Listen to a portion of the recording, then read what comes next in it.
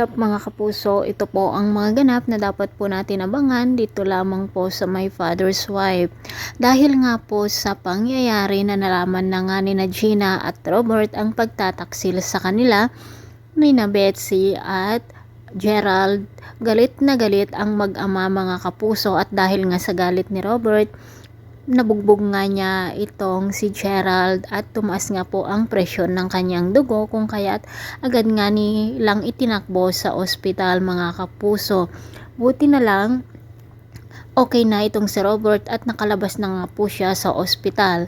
Galit na galit naman ang nanay ni Betsy dahil sa pangyayaring ito mga kapuso, at sinabi nga niya na ayaw na niyang bumalik sa squatter at kung kinakailangan na gumapang at lumuhod siya upang magmakaawa at humingi ng tawad kay Robert ay gagawin niya ito mga kapuso. Samantala sa pag-uusap naman ng mag-ama, sinabi nga ni Gina dito sa kanyang ama na huwag nilang hayaan na masira ang kanilang pamilya dahil lamang sa dalawang taong ito na muntik na ngang sumira sa kanilang pamilya mga kapuso, at sinabi nga ni Gina na babangon silang mag-ama.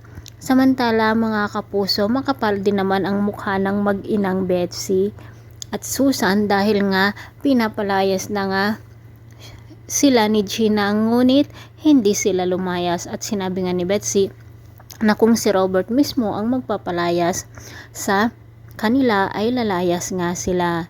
Samantala mga kapuso, hindi nga tanggap ng pamilya ni Gerald ang ginawa ng lalaki, kung kaya't galit din ang kanyang kapatid at ang kanyang ina.